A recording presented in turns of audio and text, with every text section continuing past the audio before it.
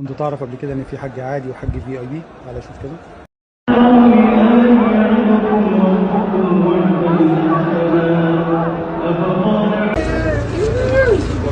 ده VIP.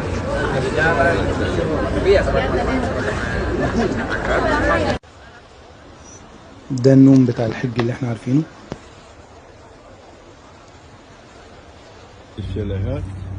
شاليهات في الحج. ما شاء الله تبارك الله. هذه صالة بالترعة. ولكن الله يهدي من يشاء وهو هذا مدخل غرفة نوم بحمام. لبيك لا شريك لك لبيك. واقف عرفة اللي احنا الحمد نعرفها. والنعمة لك والملك.